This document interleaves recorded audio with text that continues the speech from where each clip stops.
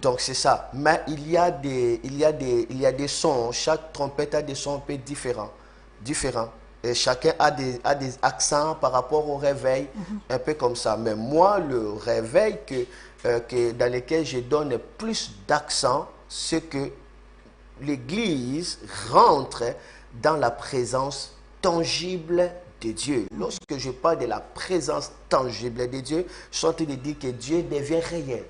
Lorsque Dieu dit le vent, c'est le vent. Il n'y a pas de typologie. Quand il dit la pluie, la pluie. Quand il dit la rosée, c'est la rosée. Quand il dit la fumée, c'est la fumée. C'est dans cette dimension-là de la gloire, la troisième chambre de la gloire qu'on parle de Shekinah. J'aime ça. Parce que dans la gloire, il y a des niveaux. Il y a les niveaux qu'on appelle doxa. Là, Dieu est en train de révéler sa gloire, comme on dit dans son palais. Tout ce qui est gloire, rend gloire à Dieu. Ça, c'est doxa. Il y a des merveilles qui se passent. Il y a aussi d'autres dimensions où Dieu commence à peser lourdement dans l'atmosphère. On parle de kavod, d'autres on peut appeler kabod. Là, on voit le poids chargé de Dieu. C'est la tangibilité. Vous voyez que Dieu pèse. Quand il se révèle à travers un homme, il dit quelque chose, vous voyez. Comme en 2016, j'ai agrémenté un service du Saint-Esprit. D'un coup, j'étais tombé. Le Saint-Esprit m'a terrassé. J'étais tombé par terre comme ça pendant que je faisais le service. Et là, en tombant, j'ai vu les trônes blancs. Non, je ne peux pas appeler les trônes blancs parce qu'il s'agit de l'enlèvement. Mais j'avais vu les trônes, mais il y avait la lumière. Et là-dedans, la pluie commence à tomber. J'avais vu juste le trône avec la lumière. C'est pourquoi je parle de blanc par rapport à cela. Et la pluie commence à tomber. C'était pendant que j'étais écroulé en extase. Je vis cela dans la vision. Alors, j'ai entendu la voix sortant du trône et dit, bénis mon peuple. Et directement, j'ai senti comme cette charge qui me couvrait cette nuée s'est relâchée. Parce que j'essayais de me tenir debout, je n'arrivais pas. Imaginez, tu agrémentes le service, toi-même tu es tombé et l'église commence à regarder, continue à louer. Pendant ce temps, Dieu était en train de vous équiper, voilà, de faire Dieu quelque chose. Ouais. Alors, lorsque maintenant je me suis levé debout parce que Dieu me dit, bénis mon peuple. Alors, je me suis directement, cette nuée m'a quitté. Là, je parle de la gloire kavod. Alors, pendant que je commence à bénir l'église, la pluie a tombé. C'était extraordinaire. Ça, c'est kavod, la gloire de Dieu. Mais cette pluie a tombé comment? A tombé seulement à partir de notre église et l'avenue qui suit. Dans la même avenue, du côté droite, il n'y avait pas la pluie. Du côté gauche, il y avait la pluie. Les gens ont eu peur, ils sont sortis. Qu'est-ce qui se passe? La pluie tomba qui est à partir de l'église et toute la parcelle qui était derrière, disons, à côté, derrière l'église. Mais de l'autre côté, dans la même avenue, il n'y avait pas la pluie. D'où on dit que la pluie aussi fait partie de ces éléments qui démontrent carrément le réveil spirituel dans les ministères ou dans l'église. Bien sûr, mais là, la pluie là, qui était tombée, bien que c'était naturel, mais c'était surnaturellement naturel. C'est ça le kavod. Cela veut dire le surnaturel devient tangible, devient naturel. Ça, c'est le kavod. Ou le poids de Dieu, c'est-à-dire ta parole est en train de peser. Ta parole est en train de peser. Je peux parler de notre expérience que j'avais expérimentée. Là, j'étais encore dans une autre réunion du Saint-Esprit. Je parlais sur savoir si le Saint-Esprit a envie d'une vie exceptionnelle. Qu'est-ce qui s'est passé? Je parle de la gloire, sur le réveil, parce que c'est ça mon mandat. Alors, pendant ce séminaire, c'était un séminaire de 30 jours. Je parlais que sur le Saint-Esprit. Sur le Saint-Esprit, toujours dans la même année 2016, bien sûr, sur le Saint-Esprit. Alors, pendant que je parlais, maintenant c'est arrivé, je crois, le 14e jour, si je ne me trompe pas, le 14e jour, j'étais dans une conférence le matin, parce que notre réunion, c'était le soir. Maintenant, dans cette conférence-là, je peux citer la personne qui dirigeait la conférence, c'est l'évêque président Albert Kakenza. Voilà. Il y avait des programmes qu'il faisait. Je crois sur le mouvement du Saint-Esprit à travers la capitale. Voilà, il faisait des... Alors, j'étais là, c'était le matin. Oui, il parlait sur les amis, il parlait sur les amis du Saint-Esprit. C'était amis du pendant des moments Saint-Esprit. où les gens étaient saisis par la gloire de Dieu, ils ne parlaient pas, d'autres ne voyaient pas. Oui, Vous je voyez? me rappelle, je me Voilà. rappelle bien. Et j'étais dans cette réunion-là le matin Ok. et d'un coup, j'ai vu quelqu'un en train de venir devant moi. Je le voyais physiquement comme ça. Il était doux, Vêtu de blanc. vêtu de blanc. Ok. Mais il n'était pas Jésus, mais il venait. Quelle douceur, quel amour, quel... Le Saint-Esprit, c'est la colombe, réellement. Lorsqu'il est venu, il m'a fixé les regards pour me dire, Noah, je suis le Saint-Esprit. Et après, il m'a touché dans l'épaule. Il est disparu.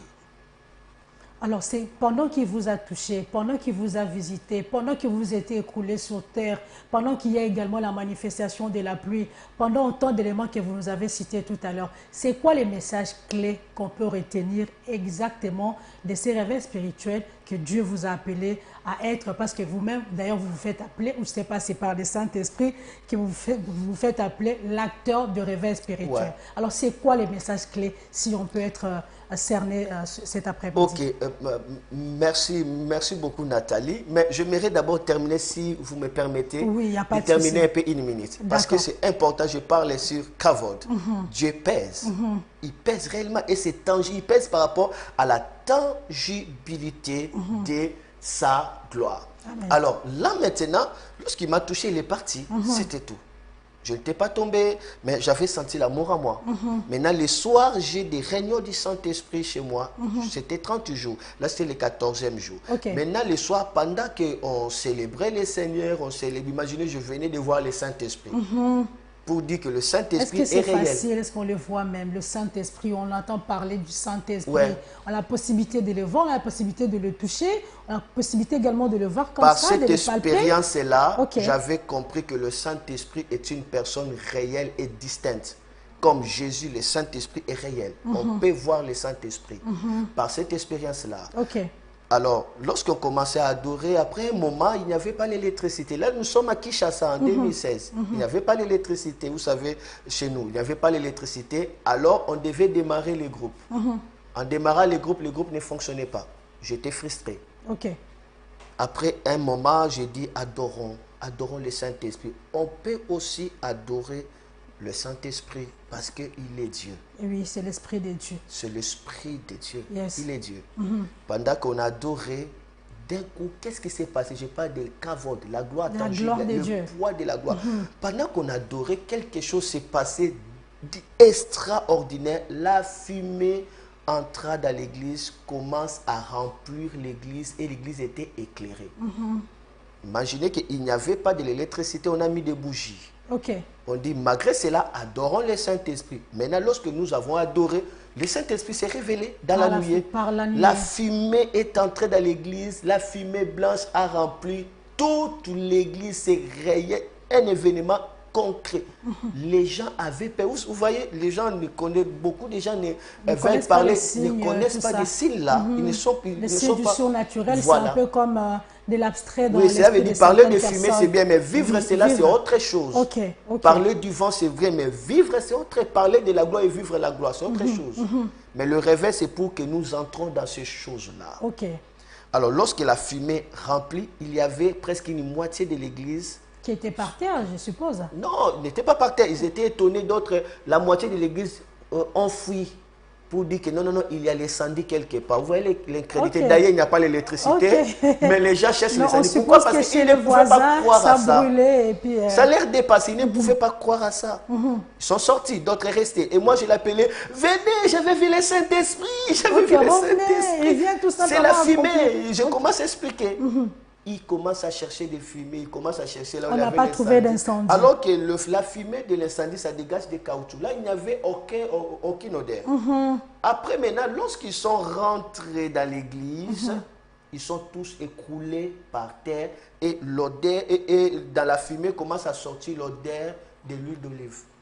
L'huile d'olive. Ça commence On à sortir sent que du ça fumée. coule. Et puis après, lorsqu'on voit, on voit ces signes, qu'est-ce Voilà. qu'on peut retenir? Qu'est-ce Voilà. qu'on peut retenir de ces messages? Ok. La fumée, l'odeur, qu'est-ce qu'on Voilà. retient? Ce qu'il faut retenir Ouais. est que Dieu veut être réel avec son peuple. Dieu désire se révéler à ceux qui l'aiment. La Bible dit des choses que l'œil n'a point vues, l'oreille n'a point entendu. Ce sont des choses que Dieu a réservées à ceux qui l'aiment. Ceux qui aiment, lorsqu'on parle de surnaturel, il y a des anges de Dieu qui descendent. Je commence à sentir le plateau, la gloire de Dieu. La gloire de Dieu terriblement. Je n'ai même pas saisi ta question parce que... La gloire est là. J'étais entre la gloire et toi. Bon. Gloire à Dieu. J'ai même compris que vous étiez déjà en extase et vous parlez déjà de la langue du ciel. Wow. Alors, je voudrais tout simplement comprendre, puisque tout à l'heure, on a compris que lorsque la présence du Saint-Esprit est là, vous avez dit c'est extraordinaire. Alors, je disais tantôt, l'extraordinaire, c'est un mot français. Alors, si on veut aller dans le domaine de Dieu, on parle du surnaturel. Voilà. Alors, dites-nous, quelle est la place du surnaturel dans votre ministère? Waouh! La place du surnaturel dans mon ministère, c'est confirmer que Jésus-Christ est le chemin, la vérité et la vie. Premièrement.